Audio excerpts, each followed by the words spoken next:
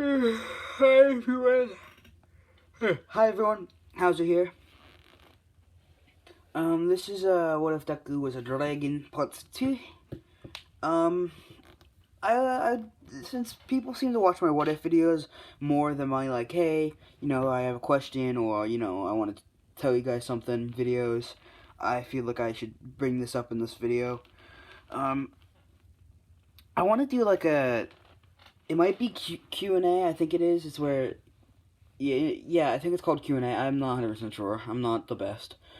And I don't really keep up to date on shit. Sorry, language.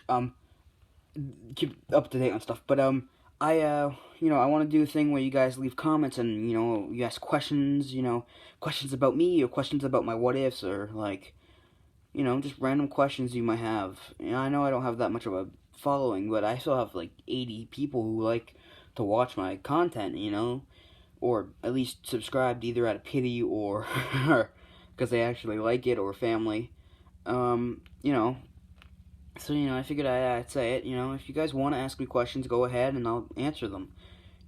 People asked me to do I asked, I think it was what if Deku's Venom? Yeah, what if Deku's Venom? I was like, I want you guys to tell me what your ships are. So there are 3 main ships I saw people post. There were, like, someone asked me to do a what if, but I couldn't, being dyslexic, I really couldn't understand what they asked. So I'm gonna figure that out after I'm done recording this. I'm also gonna go look over other comments or other videos, because, I don't have, my grandmother's tablet doesn't have notifications on it, so I can't, like, if someone, like, leaves a comment on one of my videos, I won't get notified by it, so I just have to scroll through until I get my phone back, which hopefully will be happening this week, because apparently, dude's supposed to call, when he has my phone fixed. So just wanted to let you guys know that stuff, if you want, I'll do, a comment reading video, stuff like that. Let's stop talking about the future and talk about the present. By the present, I mean the past. Dragon, Zuko, Deku guy.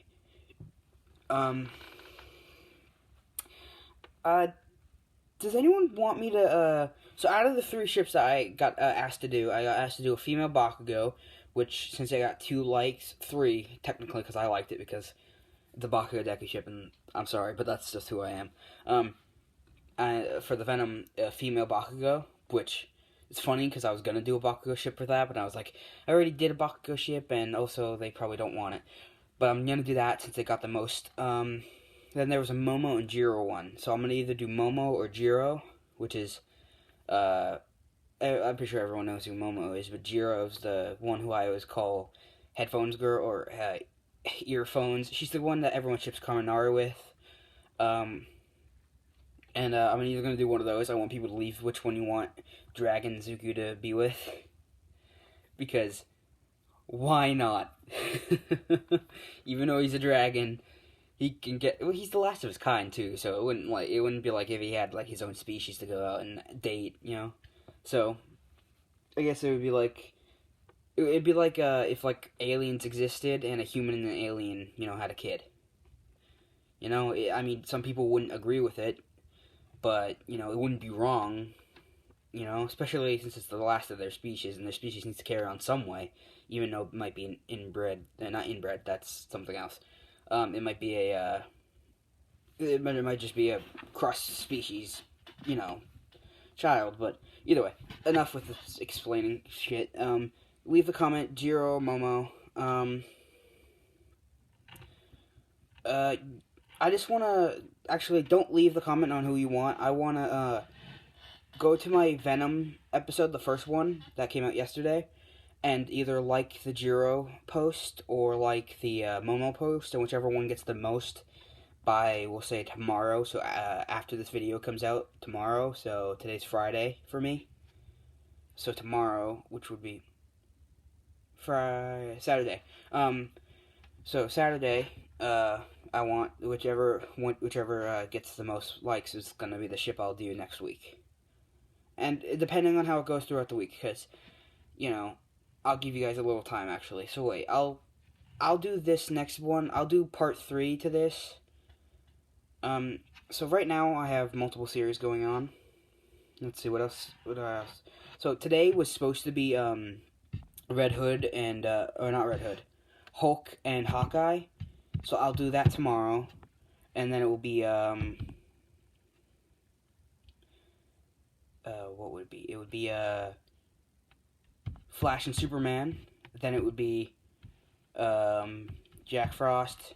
Then we'll do Venom and this. So Venom and this will come out on the same day. Okay. And then so I need 3 what ifs then, right? Because that'll be Hulk, Killer Croc, Superman, Dragon, Jack Frost, and wait, yeah, no, that would be 5, right?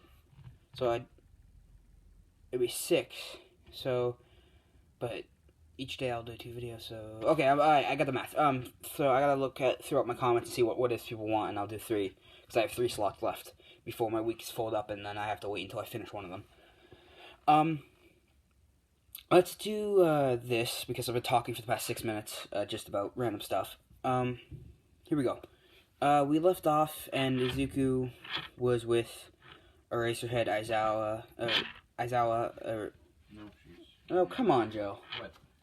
Really? What do you want? Graham wanted me to ask you a question. Ask. She said besides the Oreo milkshake, what do you want to eat from Kiki's?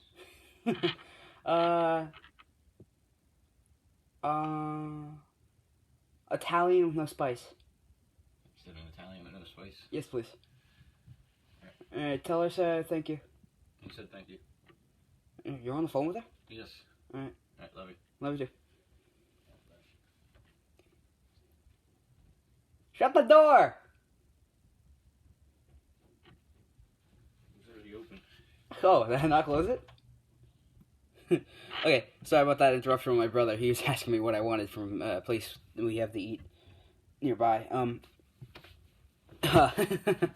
Well, usually when someone interrupts, I just normally cancel the video and restart. But I don't see. It wasn't a weird question. It wasn't like, hey man, how you been doing today? You feeling down in the dumps?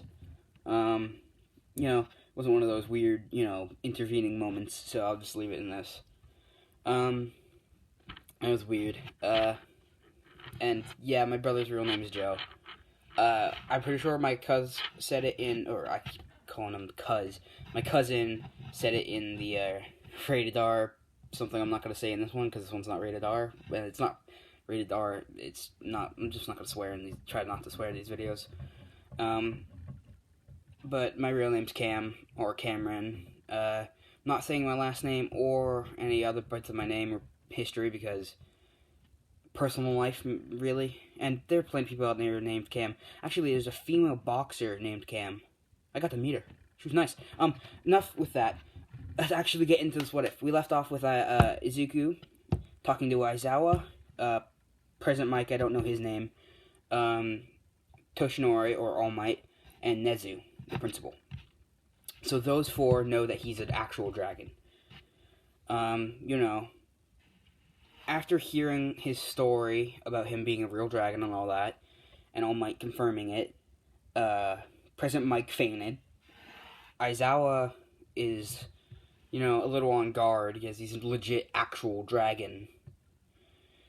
And All Might doesn't, All Might wants him to become a hero so he doesn't have to live alone. And Nezu's completely fine with it as he understands what he had to go through with humans treating him as a monster. Which is Nezu's background story, as humans treated him pretty nasty. I don't know the full background on Nezu. I just know that humans treated him like crap. And I'm pretty sure he got a scar from a human. Or from him escaping, I think someone said.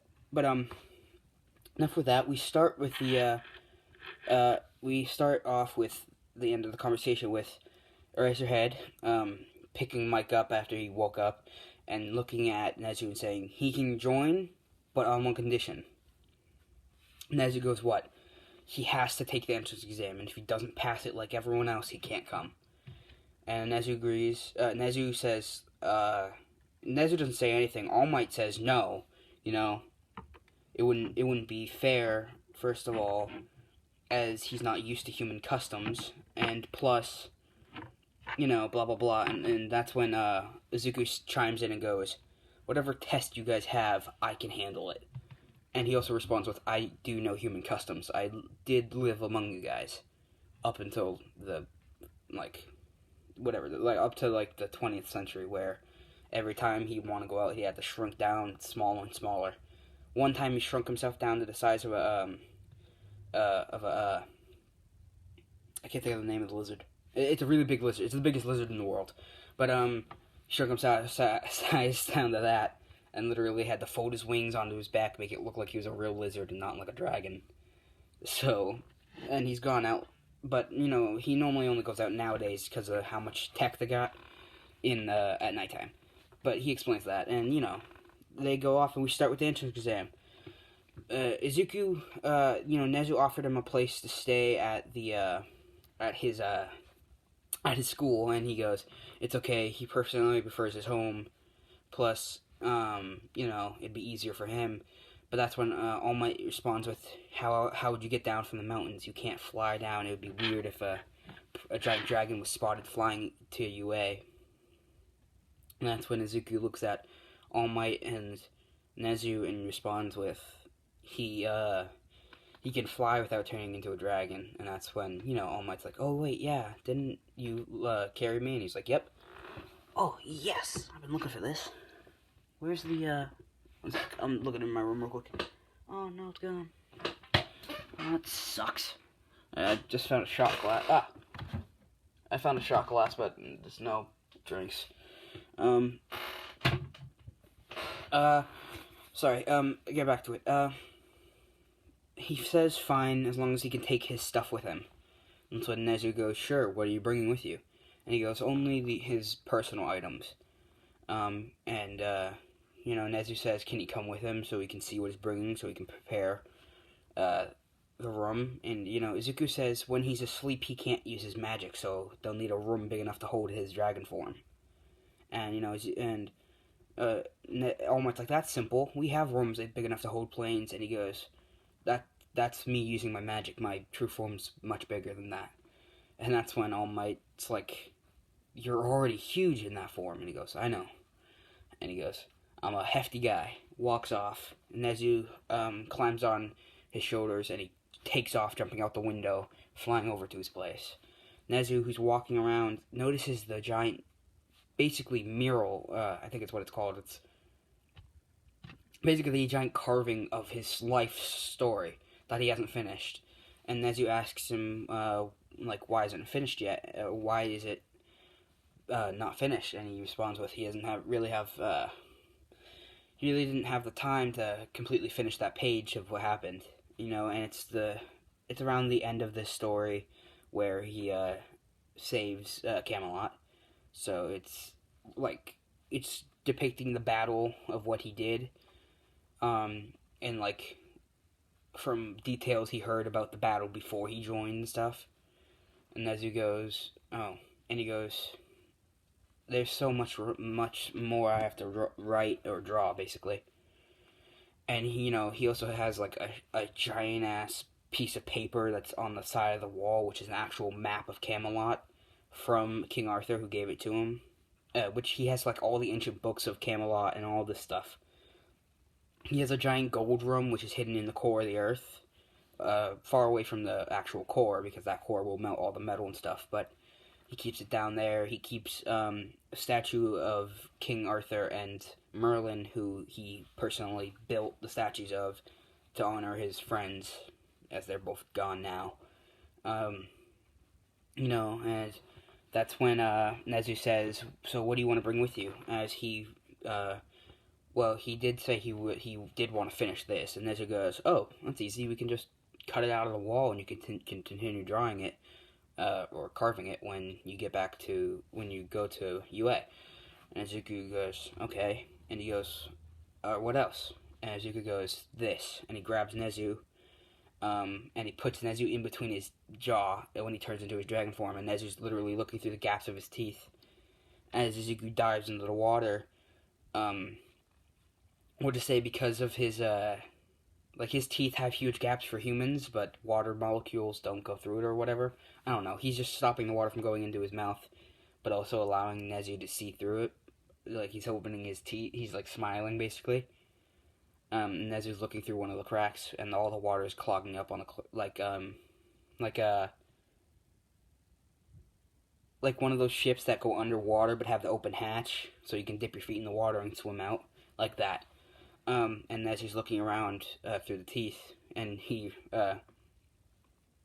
he's walking around inside Izuku's mouth, and he notices that Izuku has a giant scar in the back of his throat. Wonders about it, but doesn't ask. Looks out the teeth again and sees two giant statues of two people he's never seen before in any ancient text. And that's when Izuku drags it up to the surface, letting Nezu out of his mouth. Nezu looks at them and reads the description on one of them. To my beloved friend, King Arthur. And, he looks at Izuku and goes, this is what King Arthur looked like? And he's like, yes, he was just a boy when I met him. And then he looks over and sees, my dear friend Merlin, as they were gifts to both his friends that he made for them, as, he did it in his spare time. But then they both passed away, and he kept them as in memory. And then he looks at Merlin. I'm not going to give you detail on what they look like, except for maybe what their hair color and stuff was, since Nezu doesn't know what it looks like, and you guys should. Merlin was a black hair with, a bluish tint. Arthur was a gold, not a gold, but like a yellowish orange tint. They're both Caucasian. Merlin, normally she didn't look like a normal wizard. She wore normal clothes, except for she had a cloak with her. Think Doctor Strange's Doctor Strange's cloak. But like also Harry Potter's. So it turns invisible like Harry Potter's, but is alive like Doctor Strange's. And he actually still has a cloak, but it's been torn up and it was destroyed, basically killed. You can get the backstory on that later when I do another bit of What If for this. King Arthur usually wore regular clothes you would see on normal kings, but his golden armor was what really stood out, as it was made out of the same metal that was made out of Excalibur. So his armor was just as strong as Excalibur. Izuku also has Excalibur with him, but he hid that very deep into the core of the earth, as well with Merlin's staff, as they're two of the most powerful weapons in the world, and he didn't want humanity getting their hands on it, as he's seen what they do with powerful weapons like the nuke.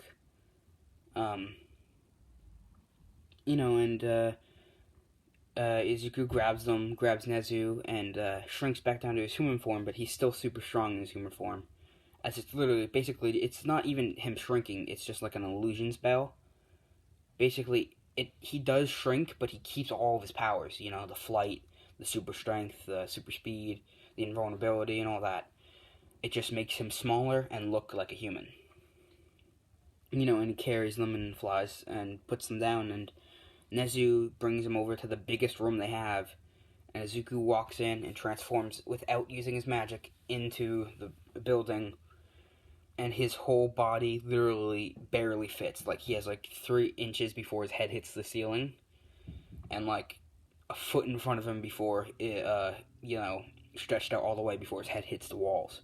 Width-wise, it's perfect, he could open his wings all the way and not hit anything, but height and length-wise, it's a little small for him. But he said it would do. He curls up into a ball and falls asleep. The next day, the 10 months happen, and Izuku doesn't really bother training. All Might comes and visits him every now and again, and All Might brings his wife.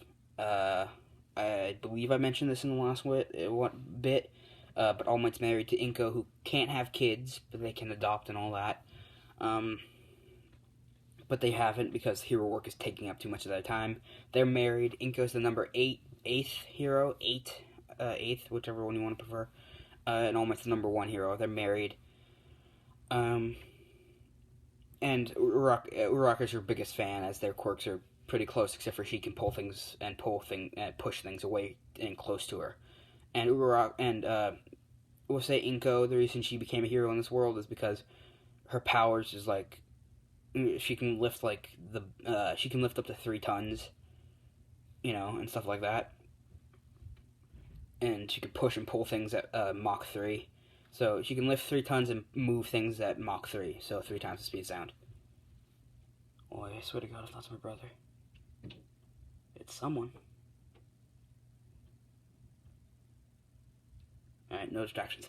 Alright, continuing. And Izuku, he's asleep, and All Might taps him on the forehead, as he went in before Inko, as he didn't want Inko to,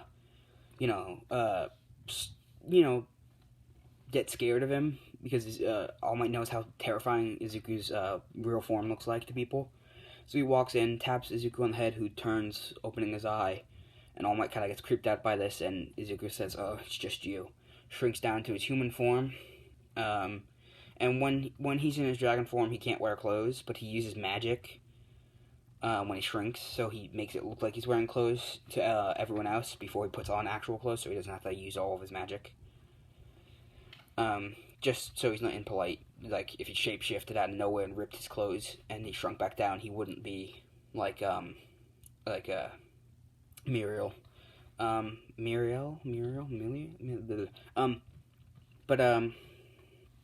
So we start off with him beginning to shrink, as all of a sudden Inko walks in and he's down to his size that All Might met him, so about the size of a JetBlue airplane, and she freaks out as he continues shrinking and looking at her, walking over, putting on a shirt and a pair of pants, but to her, he already had a pair of pants and clothes on. But, she asks why he's putting on another layer of clothes over his clothes. All Might explains it, and she goes, "Oh, well, that's nice of you, I guess." And, he shakes her hand, goes, "It's nice to meet you, blah, blah, blah, blah, blah, blah, blah, blah." And, All Might explains that he's going to train his successor, and Izuku goes, "What do you mean by successor? I thought your human powers, your quirks, weren't passable on, unless you have a kid that I don't know about." When All Might responds with, "No, I don't have a kid. I explained that to you, that we could not have kids." And he goes, "I know. That's why I'm confused." And then Izuku asks, "Is it like magic where you can teach someone to use your abilities?" And All Might responds with, "No, well, sort of. He can pass on his ability and then train the person to use his power." And that's when Izuku's confused about it, does the whole thing in the anime, and he goes, "As far back as I can remember, no one was able to do that." All Might responds with, "Then you've never met any of the other One For All users." And he goes, "What's One For All?" And that's when All Might realizes that, just because he's been around since the beginning of time doesn't mean he was everywhere at once. He's probably in different places. All Might's never heard of a dragon that's been around since the beginning of the human race. But Izuku, says good luck, blah blah blah, and heads off. And that's when All Might goes, "Well, I wanted to know if you wanted to come and train with us." That's when Izuku goes, "Why would I train? I'm already the strongest thing in this world." And, that's when All Might goes, "Fair enough, but maybe you could give advice and stuff, since you are the oldest being alive." And Izuku responds with, "Fine," and he walks with All Might, who's walking. The reason they're walking together is, and he goes, "I thought you had to go, get this person so we could train together." He goes, "We are." He goes to school here in the summer. He does internships. Or he just started an internship, because he'd be a second year when the first years are starting. So second year just ended for him, and he just began working at Night Eye's agency. Night Eye and All Might are still friends. Night Eye hasn't seen All Might's death in this future, as All Might still has his power. Yes, it has gotten weaker over time. Like, it started off with him being able to use 10 hours of his quirk, then it dropped down to 2 over the past 5 years. So Night Eye sees that he'll have to retire, but not way before he has time to pass on a successor. And Night Eye knows that he's going to pass it on to Muriel and sees that everything will be fine. So he's not worried about it. They're still friends. And they walk over to Night Eye's agency. Zuko's getting tired of walking, so he starts flying. And he's just kind of flapping his wings, hovering over the ground.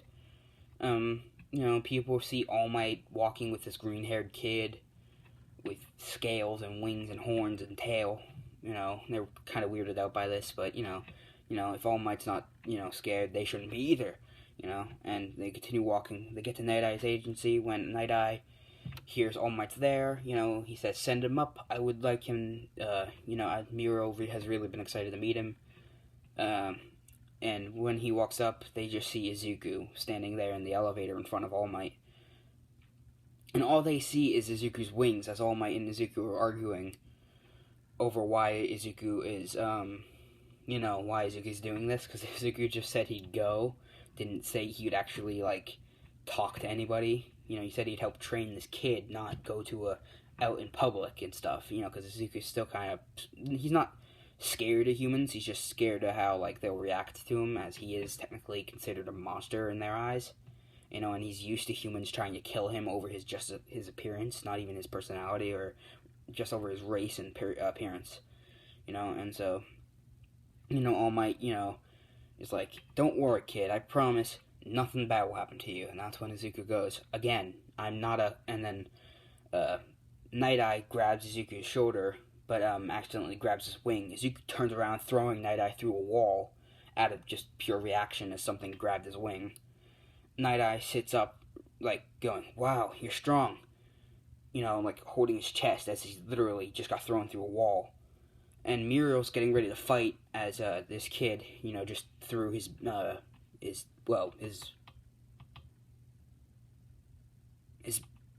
boss, I guess you'd say, his mentor, whatever, out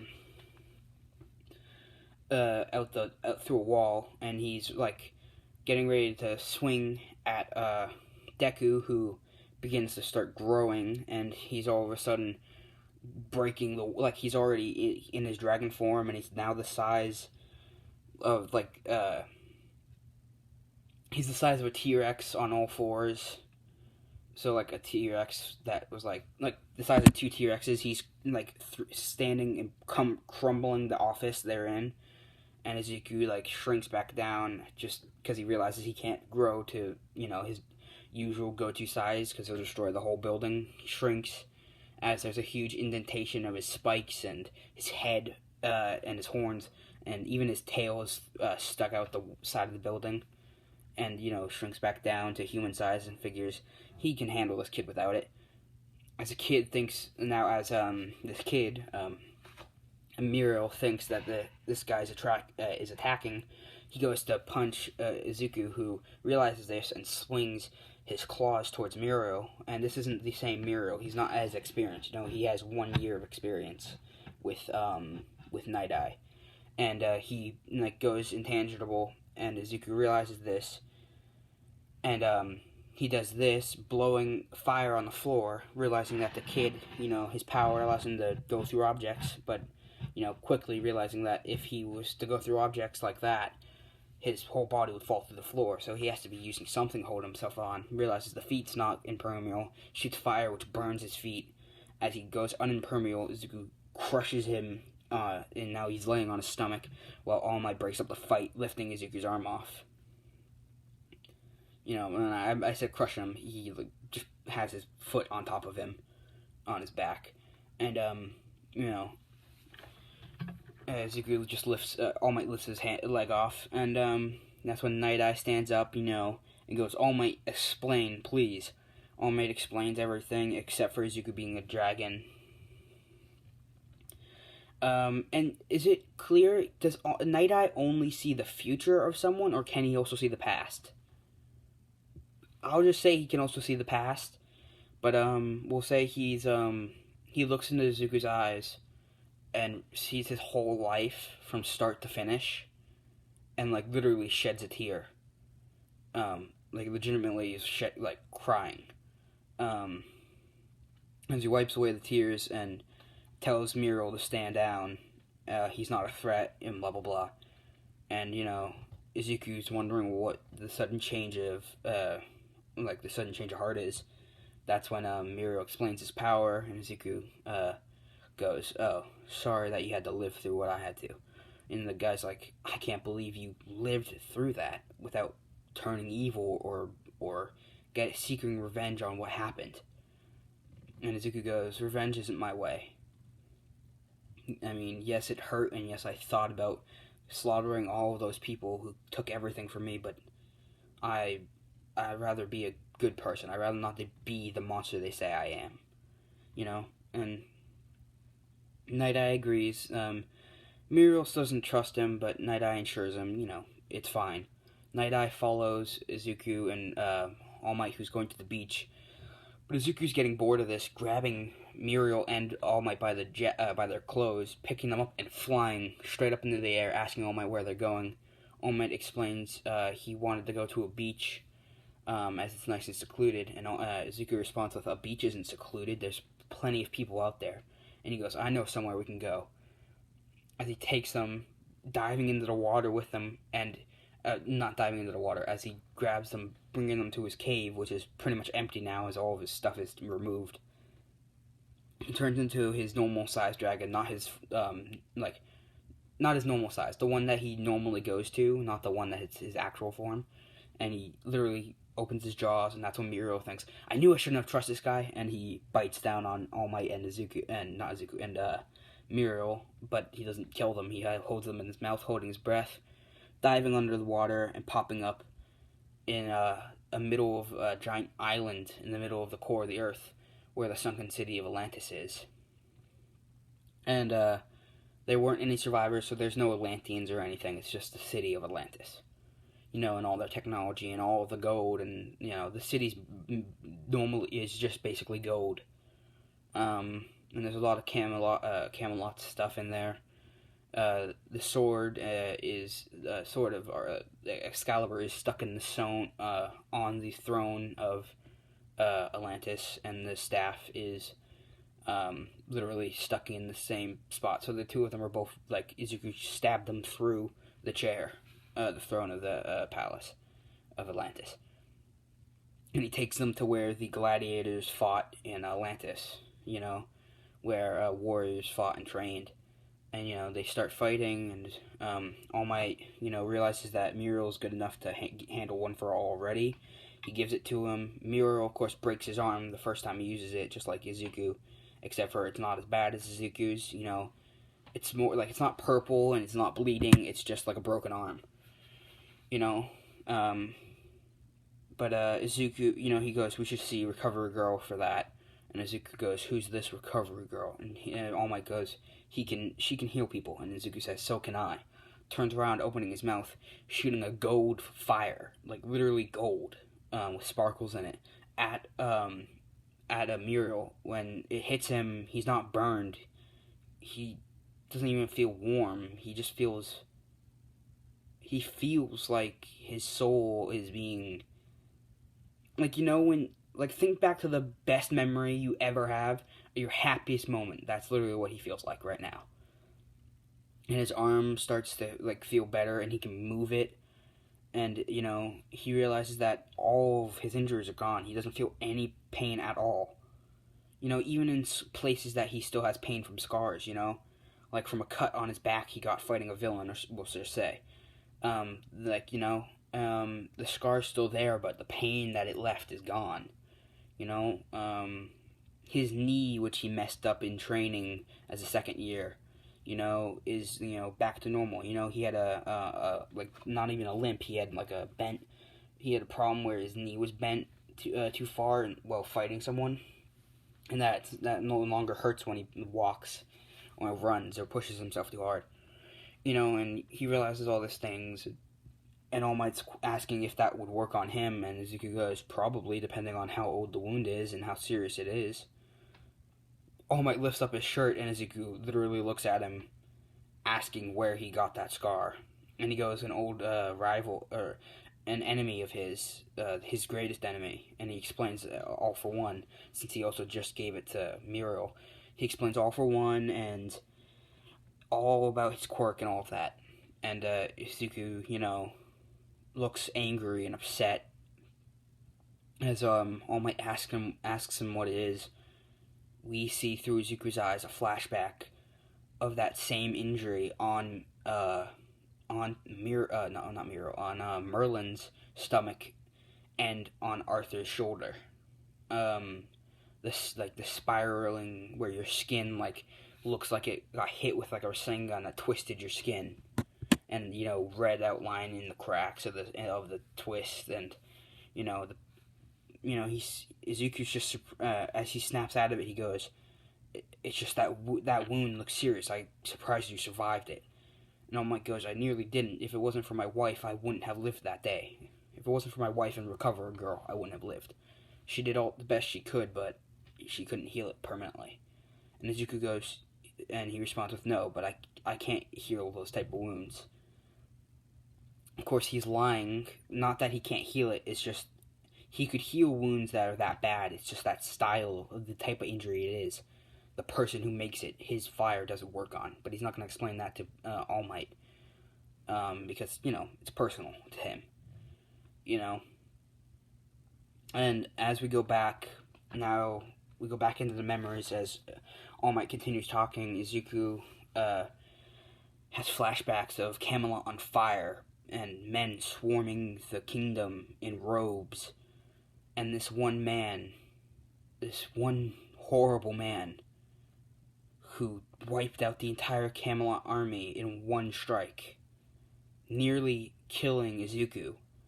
And when Izuku woke up, that's when he found Merlin and Arthur dead, with those scars on their bodies.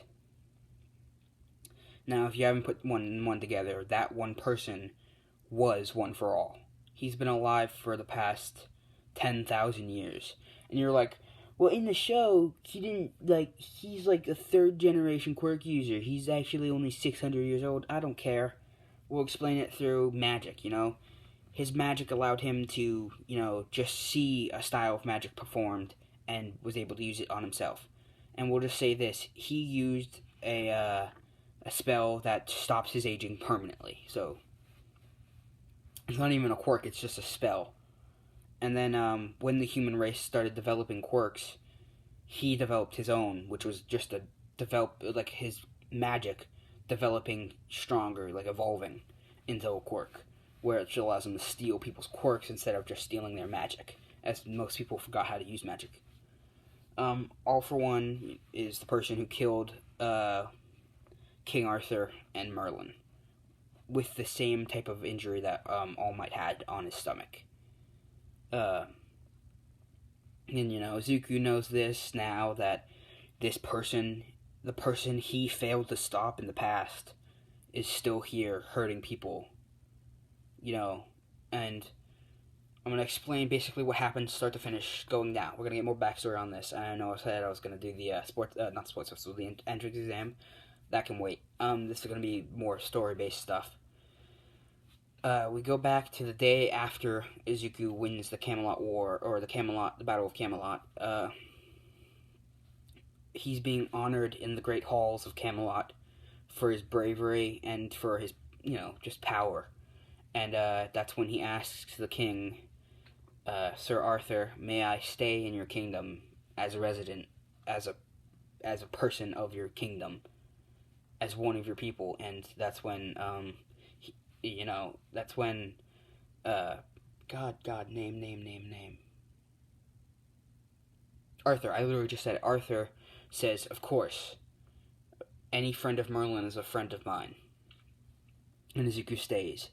He stays there for 6 years, where he helps win war after war, and eventually Camelot becomes the greatest nation of all, ending almost every conflict in a single second, as anyone who thought they could fight Camelot wouldn't because of the dragon they had on their side. other nations have gone out in search of dragons, but finding nothing. No other species, no other living dragon remains. And Arthur has wondered why there hasn't been another dragon sighting in the past 6 years, since the world now knows dragons are real.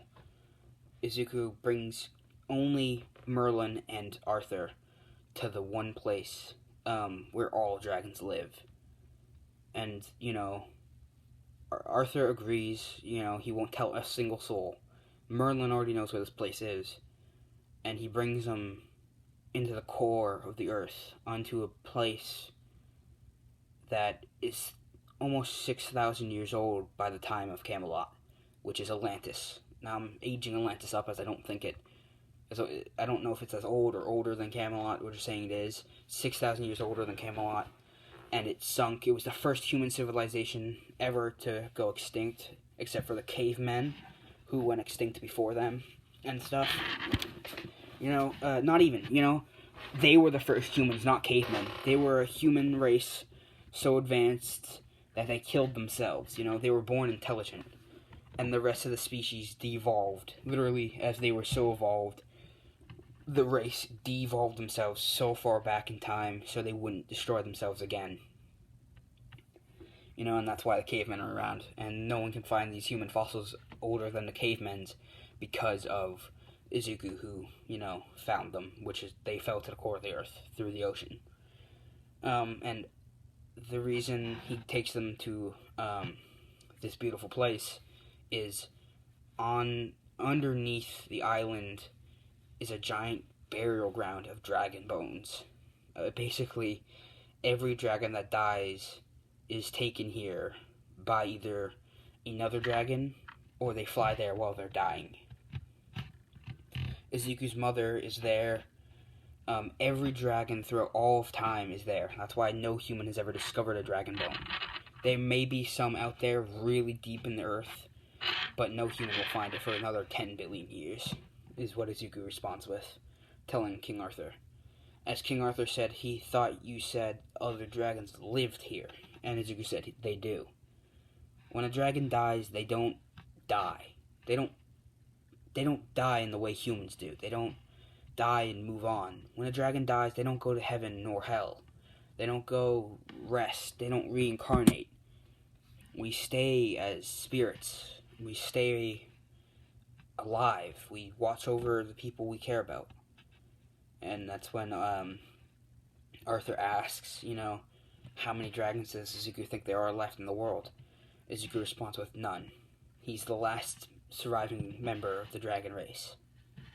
As then, when Izuku returns to Camelot with King Arthur literally says to his people about Izuku is that he must be protected over all others, even himself. And Izuku looks at him and goes, that's not necessary. And Arthur looks at him and goes, any race on the brink of extinction deserves to be protected over any other. And, he goes, your people, as far as I can tell from the stories you've told, have done nothing but good for the earth and for its people. Yet we killed you all. And Izuku responds, not always. Some dragons weren't the good type. There was an ancient dragon we called Zareth. He was the black dragon of hell. He'd kill anything and anyone that his master ordered. But he's been dead for many centuries. As Izuku walks away, and right as that happens, he goes to walk through the door. He hears the horns of war get blown on. And Izuku turns full dragon mode, flying out of the great hall of Camelot, out into the sky to see what's happening. There's an army of undead warriors, ancient warriors. There are cavemen, there are even some Atlanteans. We call them Atlanteans, but they're not the ones from like Marvel and DC make you think they are. They're not super strong and stuff. They're just humans who died before Atlantis sunk in other countries and stuff. And there are Vikings that are gone. There are some of the some of the can't think of the Spartans. Some Spartans are there. You know, and it's an army twice the size of Camelot's, or not even. Camelot. It's an army twice smaller than Camelot's. Camelot has twice as many men as they do, so Camelot thinks it will be an easy battle. Before the battle can even commence, all of the army that's outside of the walls stops as one man walks up to the gates of the army. Izuku asks what's going on. Not Izuku. Arthur asks what's going on as he cannot see over his army. Izuku and Merlin both explain there's one man, and that's when Merlin senses the magical power coming from this man, and she recognizes it. She says that they have to run. They have to evacuate Camelot. And Izuku responds with why. They outnumber them 2-1. And that's when, or not 2-1. We'll say 3-1 because they outnumber them by 2. And that's when Merlin responds with, because it's my father. And that's when Izuku and Arthur both look at her and go, you have a father? And she responds with, I don't want him to be my father. He's the most evil, vile creature ever. He's stronger by me by far. He's the one who killed almost every dragon known to mankind. And that's when Izuku realizes what she means by he's stronger than her by far. As Merlin is strong enough to nearly beat Izuku, he's just a little bit stronger than she is. And she's good against, at least 100 people, but any more than 100 people overwhelms her. And it takes too much magic to defeat. Izuku has almost infinite magic. But that's when Izuku realizes if this person is stronger than her, he's probably strong enough to beat Izuku. So Izuku says, they can't retreat as they'll come after us. And he goes, maybe if I give you guys time, you can escape. And Merlin looks at him and goes, don't, he will kill you. And that's what he goes, I'd rather him kill me than your people. As he jumps up into the sky, transforming, flying up, attacking One for All, who literally basically force pushes him away, with his air cannon magic, boom, and it pushes Izuku, but because he's a dragon, it doesn't leave a giant hole in his stomach. And what it does leave is a bunch of scratches in a spiral circle on his scales. And he goes flying through Camelot walls, crashing part of the castle down, and he's unconscious. The battle continues, and this is what we're going to see from Merlin and Arthur's point of view, is Izuku go flying through the palace as they realize that this man just took down literally the strongest being they have to the disposal. Arthur swings his sword forward, and the entire army of Camelot charges. And this man puts one finger up, pointing, twisting his hand, then putting a second one up, touching his thumb, and snaps. And he literally crushes every soldier there. They all fall to their knees, getting crushed into a ball. Not even to a ball, into like a tiny piece of paste. All that's left is their armor, which is dented and crunched.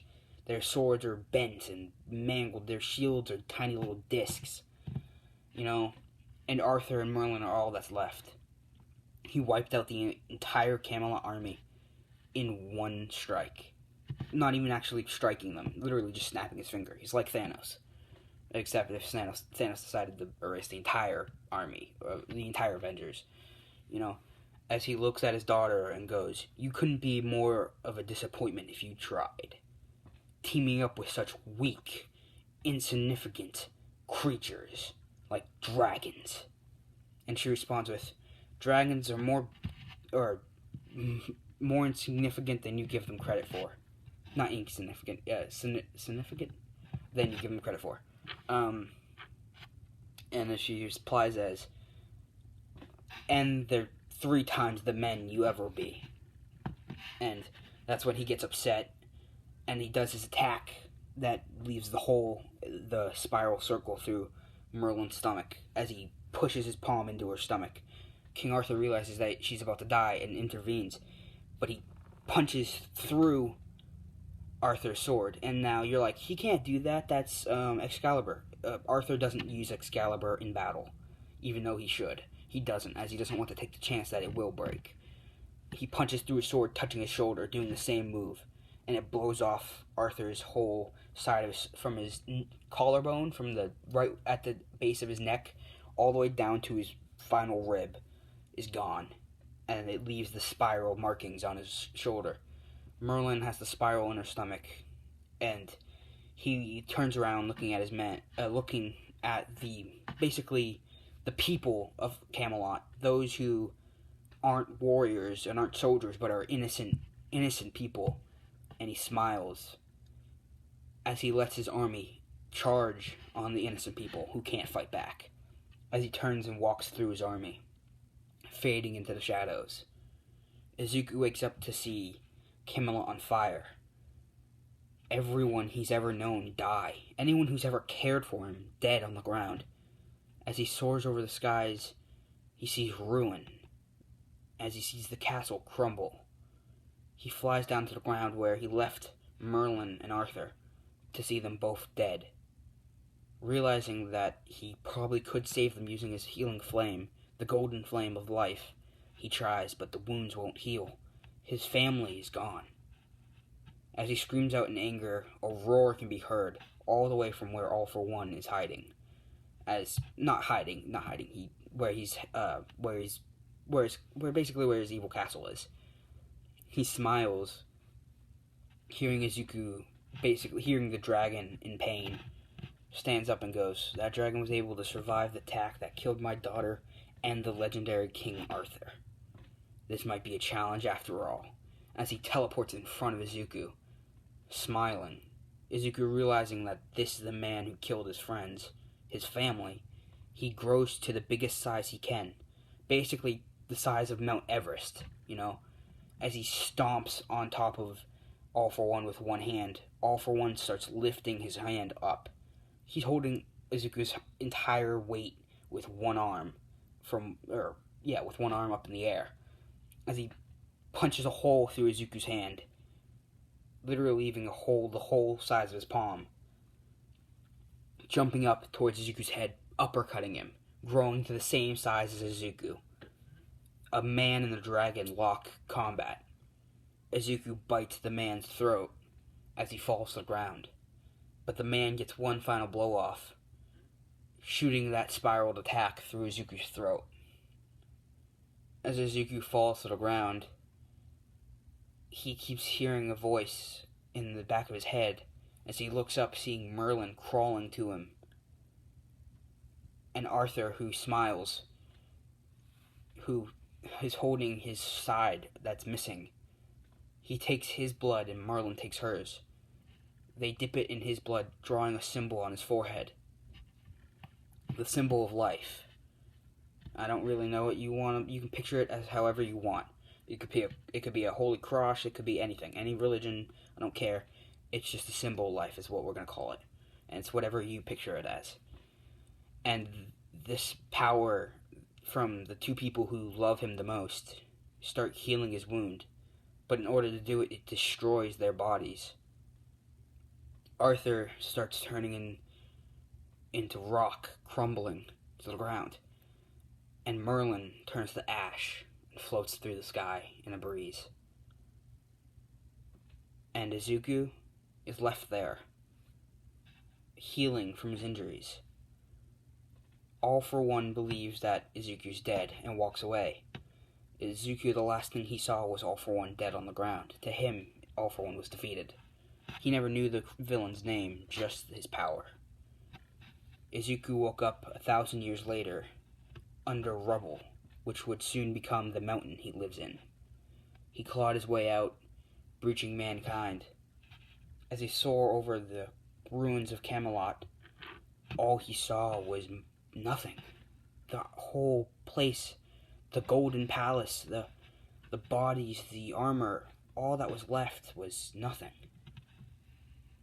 It took him over 2,000 years to finally find Excalibur's sword and Merlin's staff. Not Excalibur, Arthur's sword of Excalibur and Merlin's staff. He brought them back to where he's been living for the past 1,000 years. He finds the statues of his two fallen friends, as he starts drawing the beginning of his story. And then we wake up from the flashback as All Might is, snapping his fingers trying to get Izuku to pay attention. Izuku sheds a tear, wiping it away, and says he can't do this, as he jumps up and flies away, faster than All Might can even react to. As he flies into the sky, he lets out a horrifying roar that can be heard throughout the entire planet. Everyone is in shock. They just heard some monster throughout the planet. And the only one who recognizes the roar was All For One. As he heard tales back in ancient times when he was alive, or when he was still alive, because he's still alive now, but back after he defeated the ancient dragon, of another dragon sighting. 2,000 to 3,000 years, dragon sightings were popping out all throughout the world. Ancient Japan, ancient Latveria, I don't know if that's a real country, just ancient countries through all of the world, spreading the myth that dragons are still alive, still proffering, just hiding from mankind. Izuku avoided humans as he didn't want to get attached to anyone and lose them again. Izuku, while he's flying through the sky, hears a voice, one that he hasn't heard in centuries. Millions, thousands, tens of thousands of years old. One that says, "So, the Dragon Prince survives." As Izuku screams out, You killed everyone I've loved." As he smiles, All For One replies with, "Of course I did. A monster like you shouldn't have anyone to love." And, Izuku sheds a tear and tries to block All For One out of his head. Over the 10 months Izuku went missing, All Might searching for him, as well as training Muriel. He has spent thousands of dollars searching through Izuku's cave, finding nothing. He spent thousands of dollars on high-tech scuba gear to swim through the core of the earth and search all of Izuku's hiding spots. The reason he can't find Izuku, as he's in the one spot All Might would never look. He's underneath the place he took All Might and Muriel. He's underneath Atlantis, in the graveyard with his family.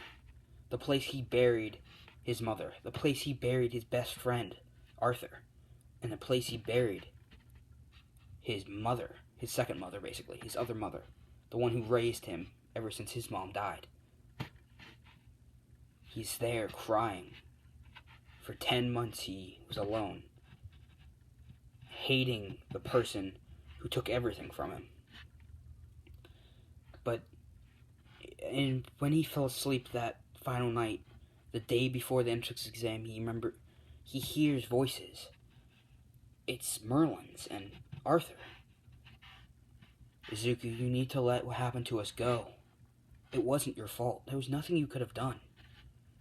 And Izuku responds with, "Of course there was something I could have done. I'm a dragon. I should have been there. I should have killed that man before he ever laid a finger on you or anyone else." And Arthur responds with, "Just because he killed us doesn't mean you have to prive yourself away from humanity, have to hide in the shadows like some monster. You are no monster." As Merlin responds with, "You are the furthest thing from it. You are more of an angel than any angel ever could be. You're the sweetest thing anyone has ever gotten to know. Anyone who you've been in their lives knows that you are not evil. You are not bad. You are the kindest, most gentle soul." And Izuku responds with, "But I failed you both." As they look at him and go, "You're failing us now by not living your life, by not being who you're meant to be." Izuku sheds a tear and wakes up. As it's morning, he flies to UA in his small form, landing, expecting to, expecting not to get in, All Might and, everyone else are probably mad at him for being gone for 10 months. But those words that his friends, his family said to him, for him to live his life, and that he was failing them by not living it, just stayed in his head. He walked in to UA with no bag, just clothes, no name except for Izuku, no last name, no one knows where he's from, and Izuku was sat down next to this random kid who looks very familiar to one of his old friends back in Camelot. A young blonde-headed boy with a tint of orange sat next to him. When he looked over, he saw his friend Arthur sitting next to him. And he called the boy Arthur, and the boy responded with, "Huh? Who the hell are you green-haired piece of shit?" And Suzuki really snapped out of it. Realizing this is not who he thought it was, he goes, "Sorry, thought you were someone else." As Bakugo goes, "Leave me alone," and Zuko does. The entrance exam, not the entrance exam, the theory test goes pretty well. He's been alive throughout all of history. He's heard tales, he's heard legends, he's seen things that no human has. But, he gets second place behind Momo, who, of course, is the smartest person there. Izuku, in the entrance exam, is walking back and forth. Uraraka notices this green-haired boy with wings and horns. She goes over to talk to him, but a young man steps in front of her and asks, "What do you think you're doing? You're going to distract that young man over there. He's clearly trying to prepare for what's about to happen." As Uraraka responds with, "Oh, I'm sorry." Izuku hears a familiar voice, one that sounds like, as he turns to see a young-haired woman, black hair with a blue tint in it, who sounds very familiar. He turns thinking that it could be who he thinks it is. Seeing, as we know, either, and now, I'm not going to make it specific yet, but whoever you guys choose, either it's going to be Momo or Jiro, either one is going to be what Merlin sort of looked like, and will sound sort of like Merlin. Bakugo will basically be Arthur reincarnated if you want, and Merlin will be either Jiro or Momo. You guys choose. Let me know. But Izuku sees it, recognizes the hair and the voice, but not the face or the body, thinking it's just another coincidence, as he has had them on his mind lately. Turns around, and President Mike yells, "Go!"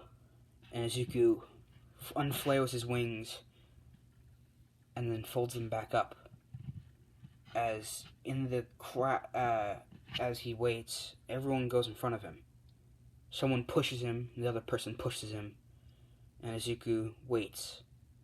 As everyone gets through the doors, he grows to his full size, standing clear over all of the buildings.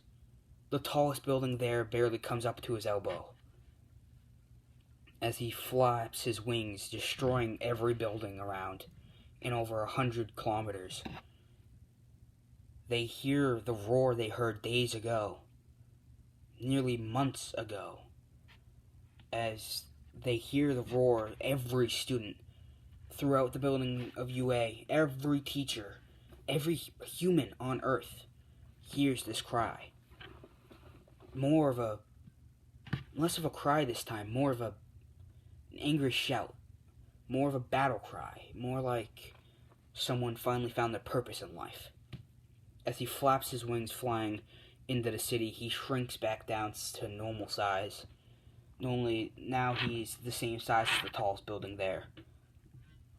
As he lands in the city streets, making sure there's no humans around, he spins in a circle, wiping out legions of these robots.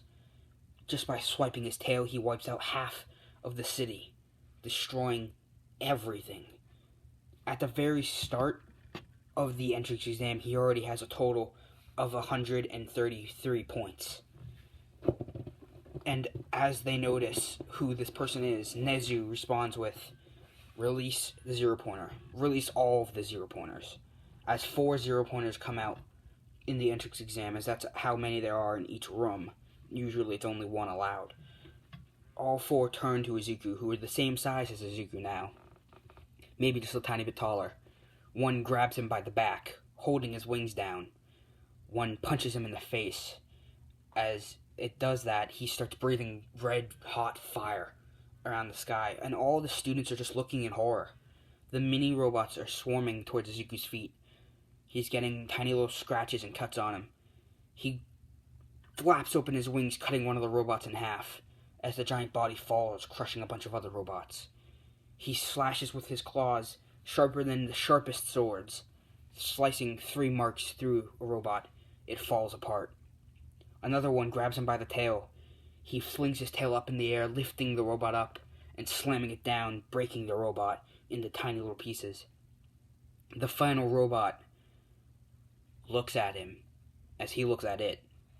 Izuku smiles as the robot swings its hand, and Izuku catches it with his claws, slicing the wrist off, dropping the hand on the ground. Uraraka, however, who hasn't noticed the giant monster fighting the giant robots, has turned the corner to see what all the ruckus is. She's literally right next to the giant robot's foot. As the hand falls to her side, she screams and Izuku hears it. Looking down, seeing the scared girl, Izuku catches the robot's foot as it's coming towards him, flipping it over onto its back, scooping up the girl, and throwing her on his shoulder. As the robot stands back up, with one arm, it swings. Izuku dodges, biting the robot's head, twisting, snapping it off. As Izuku destroys that 0-pointer, he gets a total of 253 points due to him just fighting those 4 robots, taking out a whole another 100. And we'll say 154 points is what I said. So 30. So he took out 124 points. He took out 124 points just by fighting 4 other robots. And he gets the 60 rescue points, saving Uraraka from the giant foot. He broke All Might's record, and we'll say All Might's record's like 182. He broke it, and everyone's like, oh my god. He just took down 4 0-pointers in a row.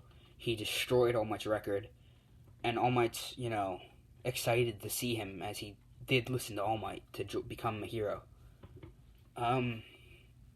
After the test, Mike realizes who it is, realizing that the kid did decide to listen to All Might and Nezu and become a hero. And, I'm just going to call him Kid. They're just going to call him Kid because he explains to them he may be millions or billions of years old, but to him he's only maybe 15. He's as old as the human race, but he's only 15 years old in dragon years. So he's not immortal, but he's not at all old. And we're going to leave it off with that. The next one's going to be Aizawa's fitness test, and then the UA Sports Festival. And I'm going to give a little more backstory over what happened over the 6 years and how Izuku and the other, and the Camelothians, I don't know what you would call them, the people of Camelot got along before the Purge of Camelot is what it's going to be called. And Izuku lost his whole family. It's kind of sad, but I figured, I could do something with this, and then, I like what I've done with this story, and I think that those words I said earlier go to anyone who's lost a loved one. You may have lost a brother, or a sister, maybe your mom, maybe your dad, maybe your lover. Either way, just continue living for them. You could be going through a rough patch, but just think about it this way. You will be one broken heart away from having happy ever after. Now, I just want to say this out there, just so this is known.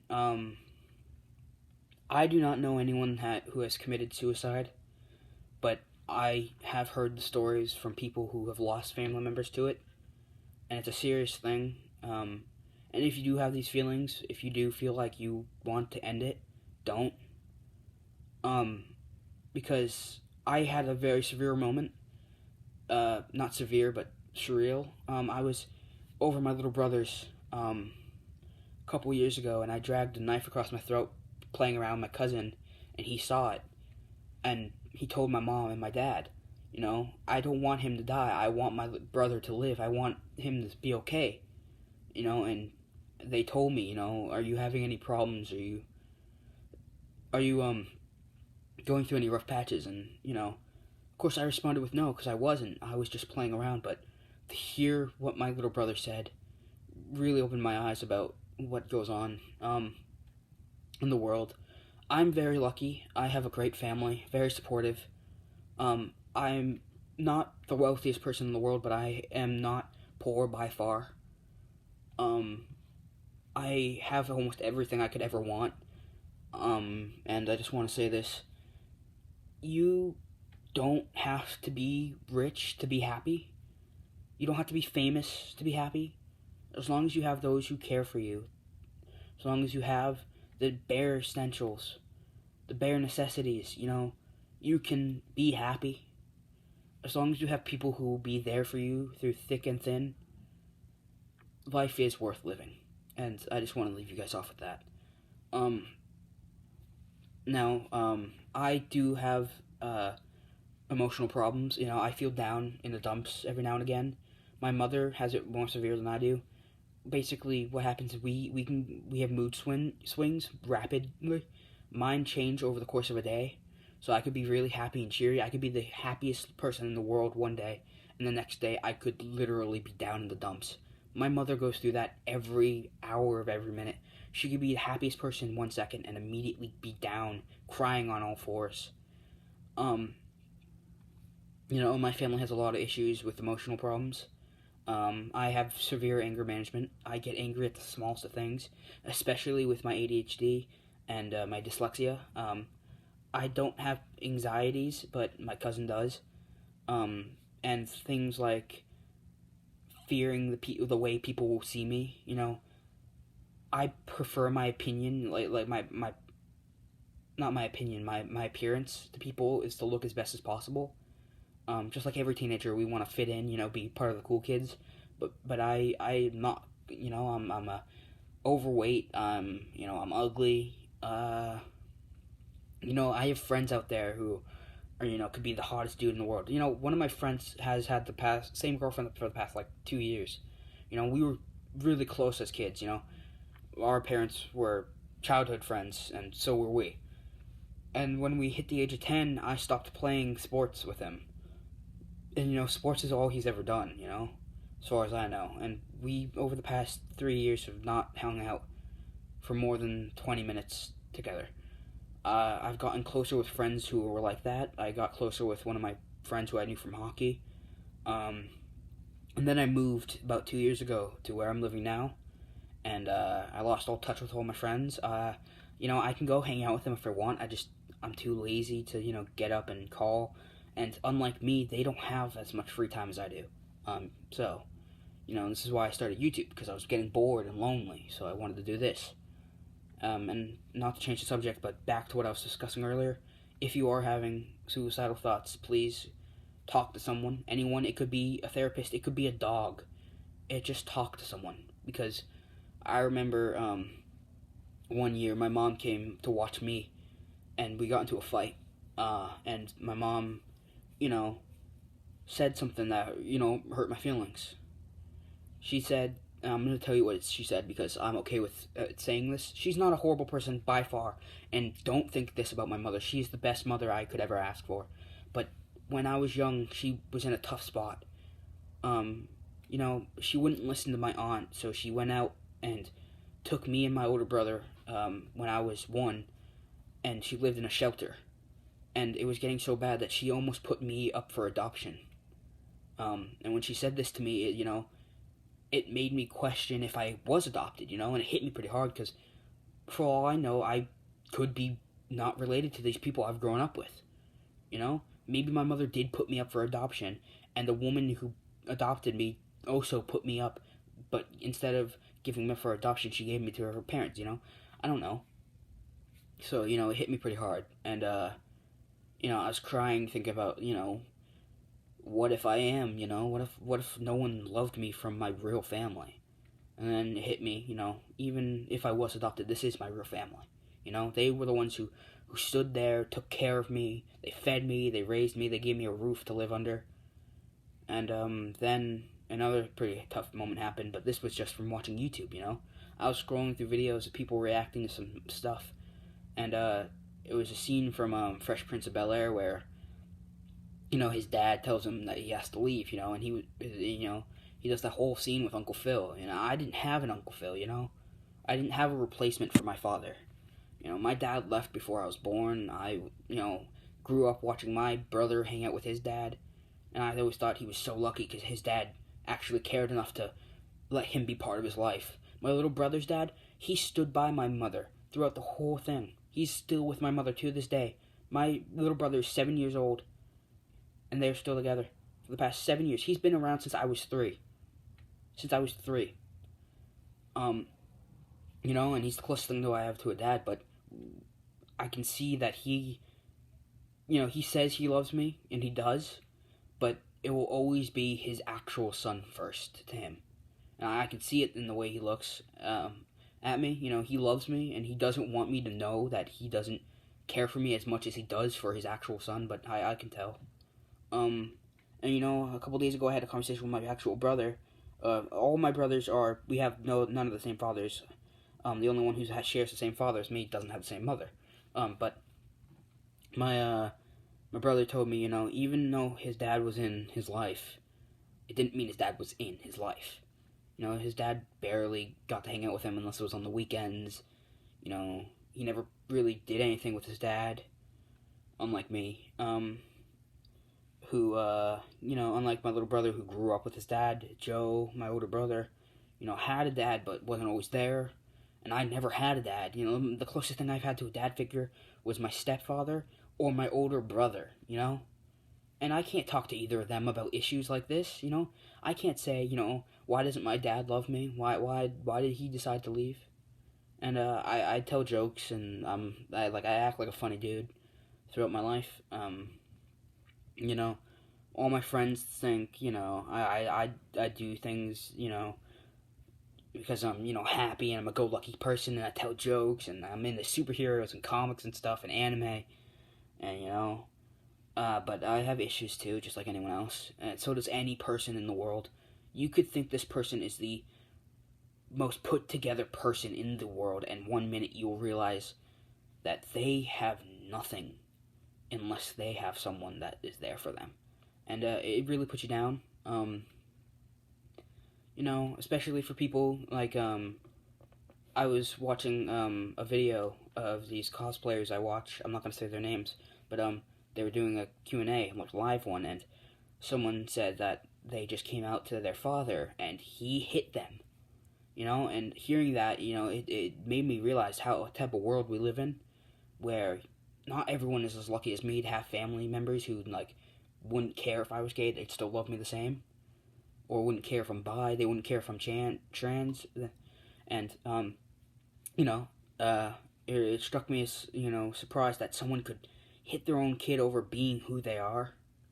And when Fresh Prince of Bel-Air, that whole episode where he's explaining, he doesn't need his father, he'll get married, he'll have a perfect wife, perfect family, he'll have many kids, he'll go to college, he'll graduate college, he'll get his driver's license, and there ain't nothing he can ever tell him to how to love his kids, because he was damn sure not there for him, and I agree with that, If I have kids, I'm not going to abandon them.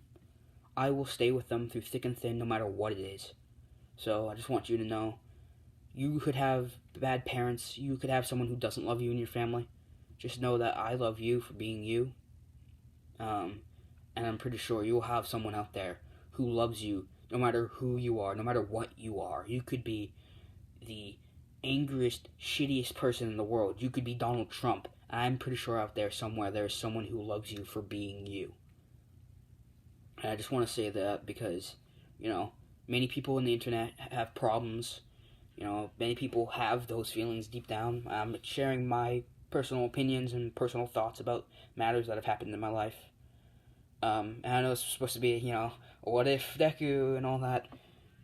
But when I started talking about this, which came out of nowhere too, I wasn't expecting to talk about suicide at this video, but you know, it just came up out of nowhere, and now here we go. I should probably change the subject to make the mood a little lighter. I'll do what if Deku was what would today be? Hulk and Hawkeye would be tomorrow. Yes, Hulk Hawkeye. So today was so we'll do. So tomorrow will be Red Hood and Killer Croc. Then it will be Hawkeye and Hulk. Then it will be Flash and Superman. Then it will be this. What if Deku was Dragon? And what if Deku was Venom? And then the next one will be Jack Frost. And those are the. Oh yeah, crap! Wait, I'm out of. Okay, so I have room for one more what if during Jack Frost's day, unless you guys don't want me to do that and just post Jack Frost only on that day. So I might have room for one more what if. Sorry guys. Sorry. I'm making myself cry talking about situations. I think I'm gonna end this off here. Pretty sad, I know. Sorry. How's your signing out? Bye.